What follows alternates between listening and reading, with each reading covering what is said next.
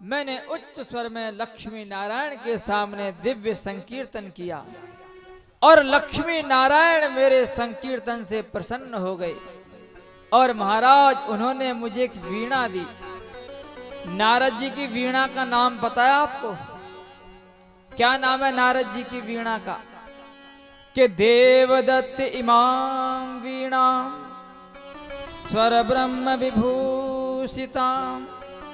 और देवदत्त नाम की वीणा लक्ष्मी नारायण ने नारद जी को प्रदान कर दी। बोले बेटा तेरा गला बहुत बढ़िया है, एक काम कर, इस वीणा पर तू मेरा नाम संकीर्तन कर और मेरे नाम का प्रचार प्रसार कर। तो नारद जी कहते बोले महाराज मैं तभी से नारायण प्रभु के नाम का प्रचार प्रसार कर रहा हूं। महाराज मृत्यु लोक में चला जाता हूं, वहां पर मेरा मान सम्मान होता है। देवताओं में जाता हूं, वहां पर मेरा मान सम्मान होता है। और दानवों में चला जाता हूं, वहां पर भी मेरा मान सम्मान होता है, पूरे आदर के साथ होता है। ये मेरा कुछ नहीं है, ये प्रभु के नाम का चमत्कार है। क्योंकि मैं हमेशा प्रभु का नाम लेता रहता हूं, उस नाम के प्रभाव से मुझे सम्मान मिल जाता है। बोलो जय श्री कृष्ण। तो इसलिए महर्षि आप भगवान के भक्तों का, भगवान के लीलाओं का वर्णन कीजिएगा तो आपके मन को शांति मिलेगी। तब महर्षि वेदव्यास ने सम्याप्रास कुटी में बैठ करके श्रीमद् भागवत ग्रंथ की रचना करी। अद्य गान महदाख्यानम, इस अद्भुत भागवत महापुराण की रचना कर दी। 4 श्लोक थे और 4 श्लोक के 18,000 श्लोक बना दिए। बोले भागवत महापुराण की। और इस प्रकार से 18,000 श्लोक इस पुराण में उपस्थित कर दिए महर्षि वेदव्यास ने। और विचार किया कि इस ग्रंथ को किसको पढ़ाया जाए, किसको सुनाया जाए। तो मन में विचार कर रहे थे। बोले भाई, क्योंकि मैंने बताया था कि भागवत सुनने का अधिकारी कौन है, जिसके मन में मत्सरता निकल गई हो, ईर्ष्या निकल गई हो, वो भागवत सुनने का अधिकारी है। और महर्षि वेदव्यास को याद आया कि मेरे पुत्र से बड़ा वीतराग कौन होगा, जिसको माता पिता के आवाज भी आकर्षित ना कर सकी हो, उसे दुनिया के प्रलोभन क्या आकर्षित करेंगे। तो ऐसा व्यक्ति भागवत सुनने का अधिकारी है। सोचने लगे वो पता नहीं कहां होगा, किस जंगल में बैठा होगा, कहां बैठा होगा। तो अपने प्रमुख शिष्यों को भागवत के श्लोक रटा दिए। बोले जाओ और जंगल में जाकर के इन श्लोकों का पाठ करो। अब वेद व्यास जी के लोमहर्षण, जैमिनी, ये जो प्रमुख शिष्य थे, सभी को भेजा। सुमंतु, ये सारे के सारे शिष्य गए महर्षि वेदव्यास के। और जंगल में जाकर के इन्होंने भागवत जी का श्लोक गुनगुनाया। कौन सा श्लोक गुनगुनाया?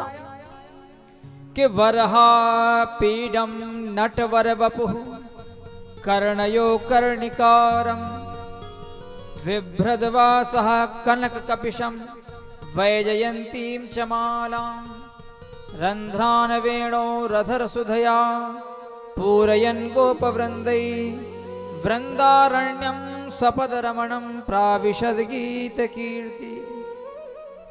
इसमें भगवान की सुंदरता का वर्णन किया, क्योंकि लोग बाग आकर्षण देख करके आकर्षित होते हैं। तो इसमें महर्षि वेदव्यास कहते हैं, बोले वरहा पीडम, जिनके मोर का मुकुट लगा हुआ है, वरहा पीडम नटवर वपु, जिनका नटवर वेश है, जो शेष नाग के फण पर नृत्य करने वाले हैं। नटवर वपुः कर्णयो कर्णिकारम, जिनके कान में कनेर का पुष्प लगा हुआ है। मेरे गोविंद एक झटका मारते हैं, वे कनेर का पुष्प आकाश मंडल में जाता है और फिर दूसरे कान में रख लेते हैं। ऐसा जिनका कौशल है।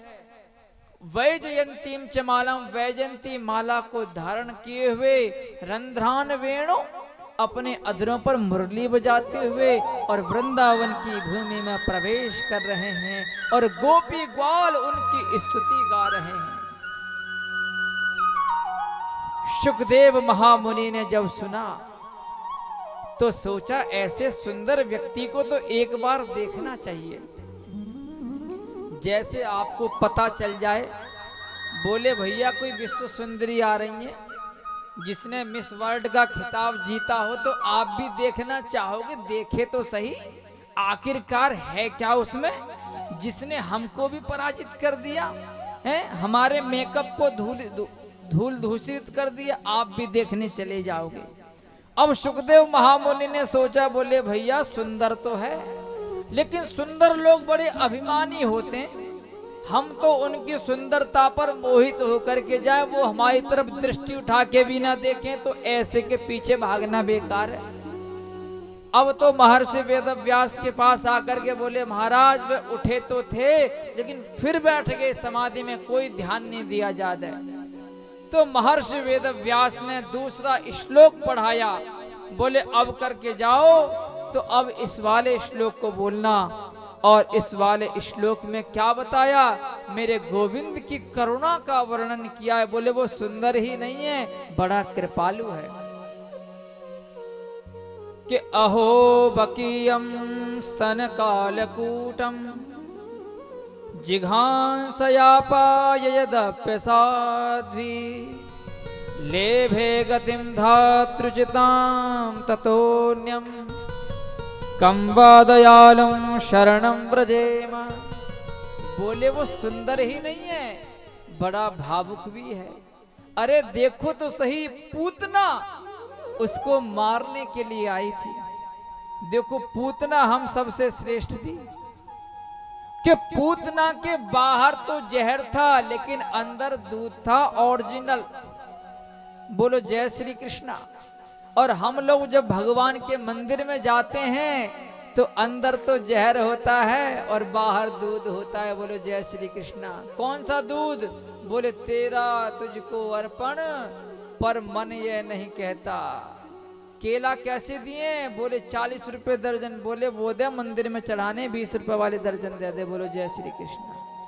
दे रहे 40 रुपए दर्जन। बोले घी कैसे दिया है? बोले 500 रुपए किलो। बोले वो सस्ता वाला दे, हवन करना है। हाँ 150 रुपए किलो वाला डिब्बा। बोलो जय श्री कृष्णा। है यही होता है ना। और फिर कहते हैं तेरा तुझको अर्पण क्या लागे मेरा, तो तुम्हारा तो कुछ लग ही नहीं रहा। बोलो जय श्री कृष्णा।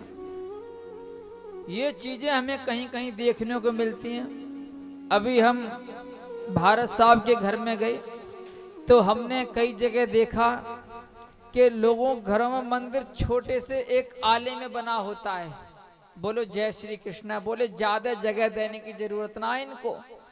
और भारत साहब के घर में मंदिर है और मंदिर छोटा नहीं है, काफी बड़ा मंदिर, एसी लगा हुआ है भगवान के लिए। आप सोचोगे यहाँ तो भगवान ने हमको एसी नहीं दिया, हम भगवान को कहाँ से लगाएं? दिल में जगह होनी चाहिए। बोलो जय श्री कृष्णा। हैं दिल्ली जैसे शहर में पूरा एक कमरा भगवान के मंदिर के लिए दे रखा, अखंड ज्योत जलती रहती है, 3-3 अखंड ज्योत जलती हैं। तो भगवान तभी तो दे रहा, जब तुम उसे कुछ दोगे तभी तो वो देगा। जब तुम्हारे मन में ही भाव नहीं है देने के, तुम्हें वो कहां से देगा? बोलो जय श्री कृष्ण। अब मंदिरों में हम जाकर के देखते हैं, बोले माँ, बोले क्या? बोले मुराद पूरी कर दे, हलवा बांटूंगी, और नहीं हुई तो सूजी भी नहीं बांटे किसी को भी। बोलो जय श्री कृष्ण। अभी 7वें दिन से कहना पड़ेगा, कोई भंडारे में सहयोग करना चाहता हो तो कर दो। ये आपको नहीं पता है कि ये भंडारा होगा? बोले हम तो 2 पूड़ी खाएंगे, हम क्यों दे जाते? हम तो चढ़ाया है 50 रुपए। बोलो जय श्री कृष्ण। है तो ये सोच नहीं होनी चाहिए, क्योंकि जैसा आप सोचोगे वैसा ही मिलता है। ये प्रकृति है, इस प्रकृति में आप जितना डालोगे उससे 10 गुना या 150 गुना देती है। आप किसान एक बोरी गेहूं लेके जाता है और पूरा ट्रैक्टर ट्रॉली भर करके लेके आता है। पहला इन्वेस्टमेंट करना पड़ता, उसके बाद मिलता। बोलो जय श्री कृष्ण। प्रकृति से ये पेड़ ऐसे जो लगे हुए छोटे से पेड़ थे, किसी ने एक बीज ला करके डाला होगा, अब इससे अनेकों बीज प्रकट हो सकते हैं।